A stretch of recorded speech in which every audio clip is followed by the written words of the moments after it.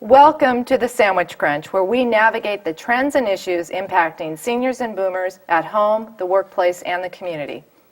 Very excited to be back, and today we are continuing our series on estate planning with my father, Richard Brockett. And what we will be doing is really explaining a lot more detail about estate planning and answering a lot of questions that people generally have and saving a little bit of time going to the attorney right away, but giving you ideas as to why an estate plan is very important for you, whether it's having just a will or having a trust. So welcome. Thank you. Well, I thought we'd kick it off because we start off the first series, started off with kind of why we needed to have an estate plan and why having a trust or a will was really important. And then we answered a few questions that the American Bar Association had talked about with healthcare directives.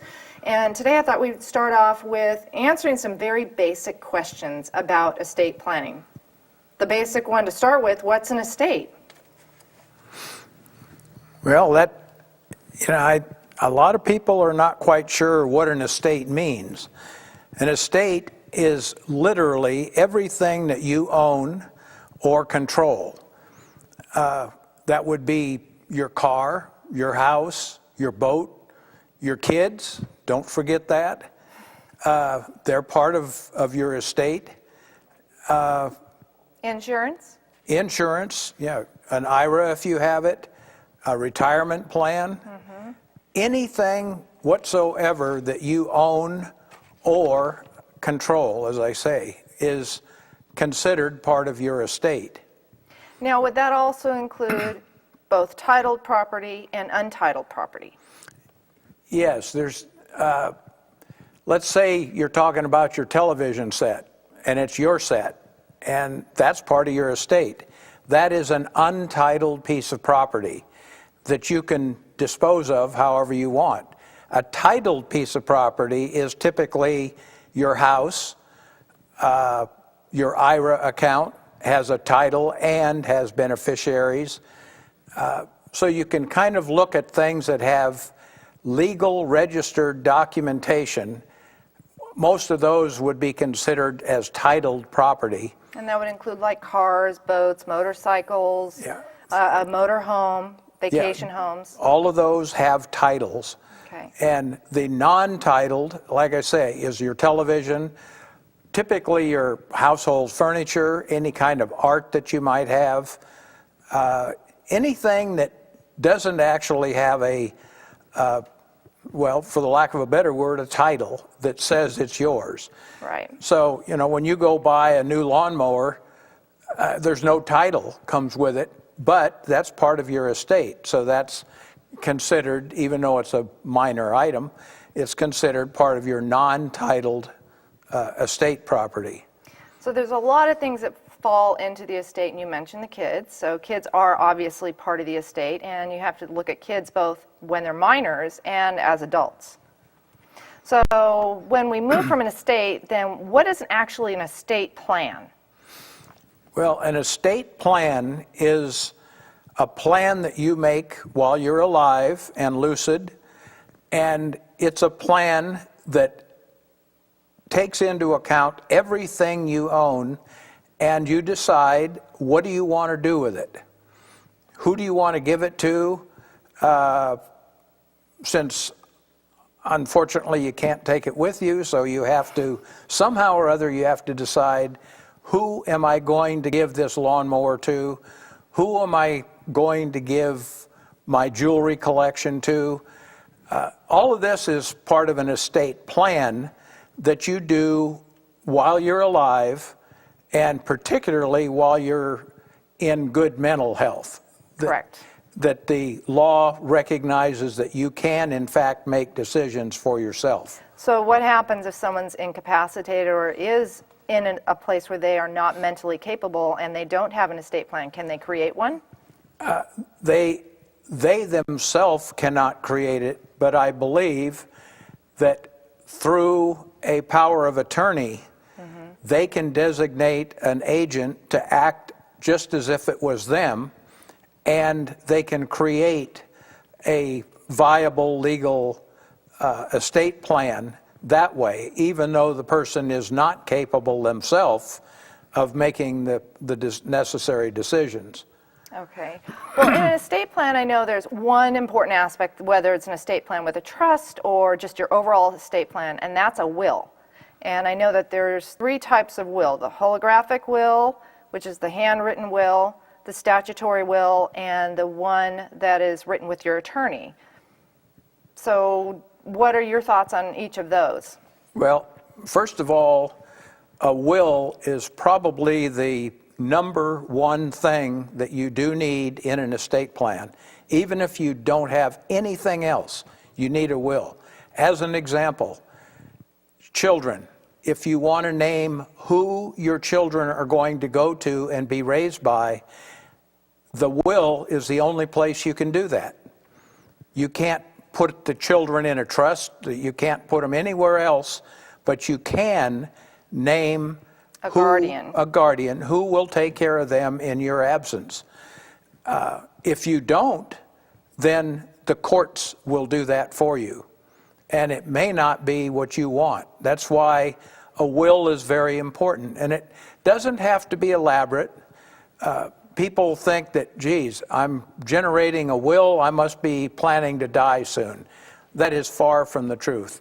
You can generate a will, as I had Bonnie do when she and her husband and kids were going to be taking a trip. I said, and my wife and I were, and his parents were going to be watching these kids. And I said, you guys are not leaving town without a will to designate where these kids go and who takes care of them. So Bonnie was forced into having a will when she was in her early 20s, and that's how important I felt that it was, and still do. Again, it is kind of the foundation. You can have a very elaborate will, or you can have a very simple will that says, everything I have goes to Fred down the street. And that's totally legal, you know, as long as you've done the right things in having your will witnessed, etc. Or you can get very, very elaborate and say, okay, everything I have, I want to have it liquidated, and then I want 10% of the money to go to Fred down the street and 30% to go here, and etc. And you can get rid of everything that way in your will. Like I say, it can be either a simple or a complicated will. And the beauty of it is, if you get it all done today, you get it witnessed, you file it away in your safe or your safety deposit box, and then you wake up tomorrow morning and say, I don't want Fred to have 10% of everything I've got. I don't want him to have anything. Well, you dig the will out and you change it. It's a living document that you can change easily, and there's some minor procedures you have to go through to make sure it's legal. But just because you've generated a will, you don't have to live with that the rest of your life. You can change it anytime you want. Add to it, take away from it, and keep it up to date, basically. Well, and the 3 types of wills, and I wanted to explain that to the audience, is that there's a holographic will, which is a handwritten will. And you can actually handwrite your will and sign it. As long as there's nothing typewritten in this document is a legal document accepted in the state of California. But as soon as there's something typewritten, and it is, or if it's illegible and it is not completely explanatory in your needs, it will be thrown out of court. There is another will that you can actually go to for the state of California and other states as well, and it's called a statutory will. And you can go right online and write will, state of California, and they will show you exactly where to get it. You can download it right off the internet. You can fill in the blanks, and you have your will done. Or there's another way, which is a will that is completed with your attorney. And those are the 3 types of wills that can be incorporated. So for someone who has a very small estate or something that they don't own a lot of property, maybe a handwritten will is the best avenue to pursue. If you have minors that you need to be concerned about with regards to guardianship or conservatorship, and a conservatorship would be someone that manages the finances of children, those are other issues that need to be placed and you need to be aware of within a will. So within a will, we talked about that it is a legal document, and that as you put it together, there's something called an executor. And what's the executor of the will? Let me back up just 1 second. Even though wills are very simple to do, a will that is generated, and not handwritten, but if it's typed up, done through your attorney or taken off the internet, no matter where you got it, it needs, in the state of California, it needs to be witnessed. Your signature on the will needs to be witnessed by 2 unrelated people. And non-beneficiaries. And yeah, they cannot be in any way, shape, or form a part of the will. And that will then make it legal by being witnessed. I have a firsthand experience of a gentleman who thought he was doing the right thing, typed up his will, took it, and had his signature notarized on it. When it got to court, the judge took one look at it, threw it in the garbage can, and applied the laws of the state of California because the will had not been properly taken care of, properly witnessed. So even though it would have been, had it witnessed, everything would have been fine, he was, at the time, I presume, unaware that he needed to do that. So saving, I don't know, $100 or whatever it might have cost a lot of money for his heirs. I agree, and I think that's one thing to be very, very cognizant of when you are putting together your will and working on your estate, is to review it, and it might be worthwhile just sitting down with an attorney and saying, this is what my estate looks like, this is what I have, and they can say, okay, you just need a simple will, or you need to look at some more elaborate measures to set up your estate plan, and we will get into further ones about that. But one thing I do want to clarify is that every state has different rules and regulations regarding an estate plan and wills. So for example, like my dad shared, in the state of California, you have to have 2 signatures by unrelated witnesses and also non-designated beneficiaries for your will. If you have it signed by someone who's within your will, who is a related person to you, it is thrown out in court because a will go into probate, which we will address at a later point. So there's a will, and there's also something called a living will. What's the difference between the two? Well, a living will is strictly related to medical. And what it is, again, while you're sane, you come up with, and there's all sorts of fill-in-the-blank kinds of forms you can use. You come up with, how do you want to be treated if you are sick or incapacitated in some way, in an accident, or you have a serious disease? How do you want to be treated? And that, again, is something you put together in a living will. There's, all the names escape me at the moment, but there's 3 or 4 other names that a living will goes by. Well, they would be the healthcare directive. Would that be? That's one, yeah. They'd also be I had them all memorized. I'm going an advance directive. They have different names in different states. That's one of the other issues, is that when you are completing a living will, they do have different names. And you can actually download your advance care directive from the state of California. You can go online, plug it in, and do exactly what you said. You can fill in the form and say, this is what I want, this is how I want things taken care of. But it is regarding your health. And in that also includes appointing a durable power of attorney, I believe. Yes, the living will typically is 2 parts. The first part is where you appoint, you give a power of attorney to someone who will act in your place if you're unable to act, unable to make decisions. If you've ever been in a hospital or an ER room, they ask you some of the dumbest questions, like what day is it, who's the president, and they go through all of this. All they're doing is to see whether you are mentally alert and able to make decisions for yourself. If you're not, then this is where your power of attorney, the agent you've appointed, that's where they come into play. That's the first part.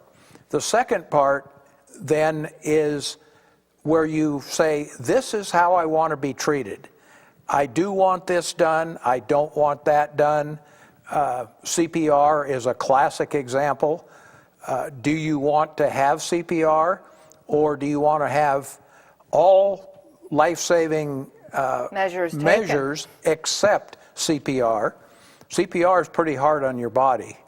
Especially if you're older and you've got osteoporosis or things like that. If you're older and you have weaker bones, it can be devastating to have CPR at that point. But this is what you cover in the second half, if you will, of your advanced healthcare directive or living will, whatever you want to call it. They all mean the same thing. Well, I know there are other things, because I know when we talked about, I know my living will and your living will, we actually used 5 Wishes, which is Aging with Dignity. It's one of the organizations that creates this and accepted by like 42 states. Actually, one of the most portable advanced healthcare directives, and portable meaning that it can go from state to state. Now, not all advanced care directives are portable, and every state has their own rules. So knowing what is portable, meaning you can go and live in Texas and they will honor the same 5 wishes, but they will not in another state. You need to be aware of what your healthcare directive, your living will, how it will be honored as you go from border to border. And also there are other things that need to be taken into account, which are the international issues. And that is a completely different area that we will not address, but that is one you do need to discuss with an attorney, because a lot of these rules and regulations go out the window once you go into another country. And I know that because I know my kids were on a cruise ship one time with their dad, and they were out in the international waters, and a gentleman had had a massive heart attack, and they had an airlift, and he had to go into Canada. So if he had a healthcare directive out of the state of California, it wouldn't apply in Canada unless you have something put in place that can help you do that within the means of that international travel. But I want to address a little bit more on that healthcare directive, because I think people get a little bit confused on what it is that they're actually saying in this healthcare directive, aside from what it is I want. And being more specific would be, do I want intravenous fluids given to me? Do I want antibiotics? Do I want to be taken care of in a certain way? Do I want to be placed in a nursing facility? Do I want to be taken care of at home? If I'm designated terminally ill, do I want to be placed in hospice care, or do I want to remain in the hospital? I mean, it answers a lot of questions, and that is a very, very, very serious document that helps you, and it also gives, I can say from personal experience with Mom, and with, I know we just lost a very dear friend of ours just recently. We were at a celebration of life, and they had done an advanced directive. And knowing what he wanted, it really made it so much easier, gave peace of mind to the children, to the adult children, to the whole family. So knowing these things in advance is very, very important. Let me interject one thing. With almost all of estate planning, what it is you, while you're alive and sane, are making decisions of what you want to have happen, both to your things and to yourself and to your whatever else you're involved with. And it's a way for you to say, this is what I want to have done when I can no longer make that choice. Well, that's a very, very, very valid point, and we hope you all take that to heart. For right now, I want to take a quick moment, and I wanted to share with you, I'm now representing Area 12 on Aging. I'm a court-appointed advisory council member, and the council actually represents Calaveras County, Tuolumne County, Mariposa, and it also represents Amador County. And the reason why I'm bringing this up is our county is looking to find seniors that are isolated, and we are asking for your help. We are asking you to reach out if you know of an isolated senior.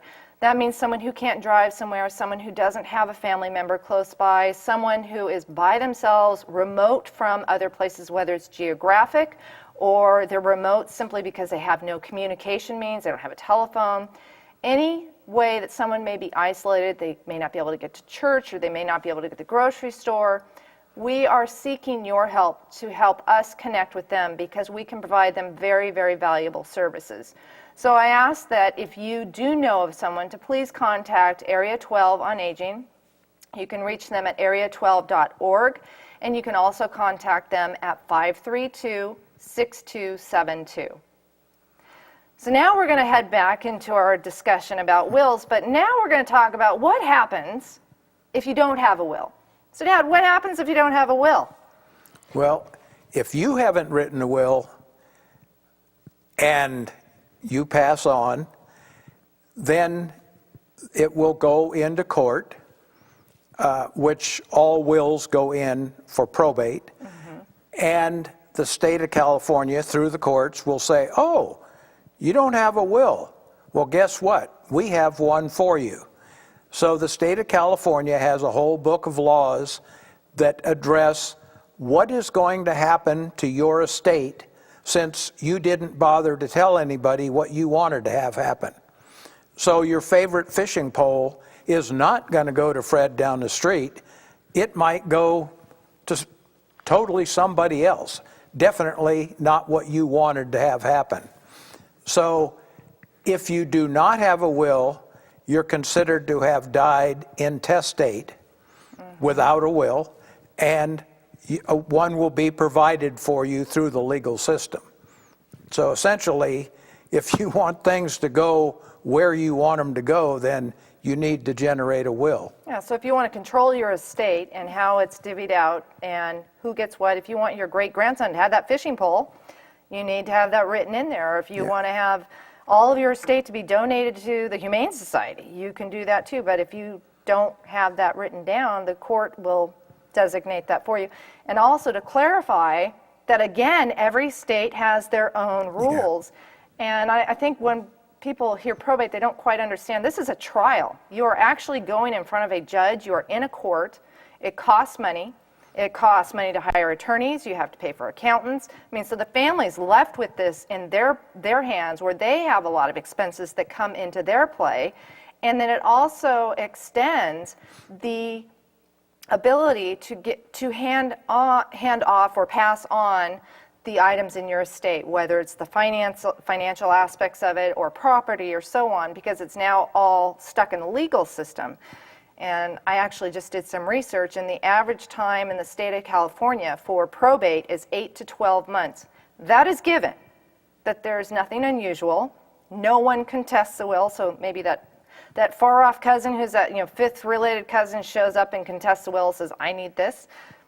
Then we have a lot of other issues that show up. So that is a very, very valid area and very complicated area, but one you want to avoid if you can. And having a written will not avoid probate, but in another part of our series, which we'll be getting into, will be a trust, which will help you avoid probate.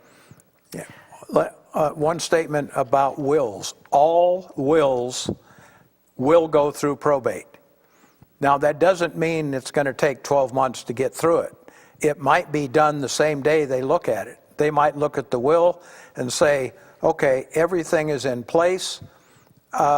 We can turn this over to the named executor, and essentially it's a done deal. It can be relatively quick, or it can drag on and on and on. And that's the last thing you want to do. So as a gift to your family, right now we've already talked about what an estate is, what an estate plan is, and what a will is, and the different types of wills. The first place to start is writing your will and making sure you have that set up for your family, because that's the best gift you can give, not only to yourself, because you have control. You're in control of it now. As you are alive, you can change it like my dad said.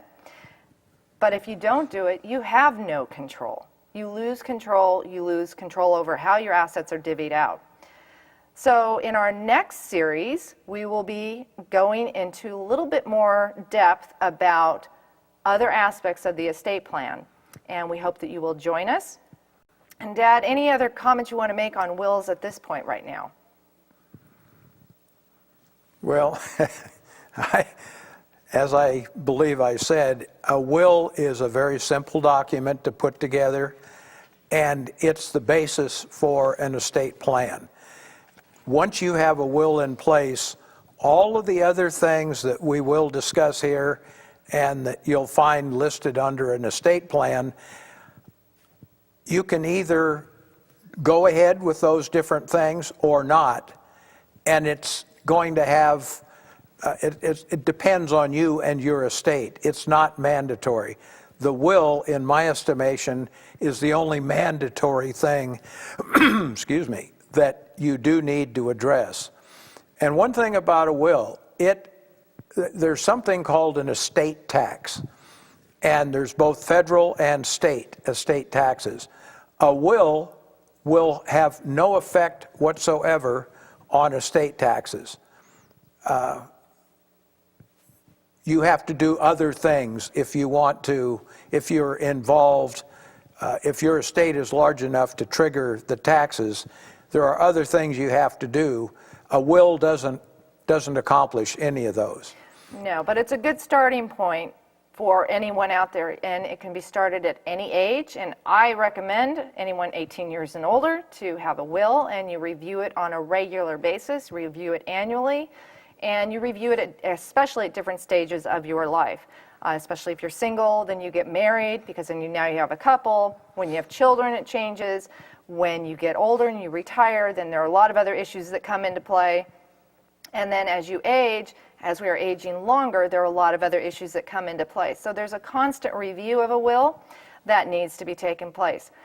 But at this point, what we're going to do is close and say thank you for joining us, and we look forward to having you on our next set of estate planning series, and a really good look at, a little bit further look at the probate, and looking at trusts and other aspects on how you can set up something that will give your family peace of mind, give you peace of mind, and give you absolute control over your life now and thereafter. Once again, thank you for joining us on Sandwich Crunch, where we navigate the trends and issues for seniors and boomers at home, the workplace, and the community.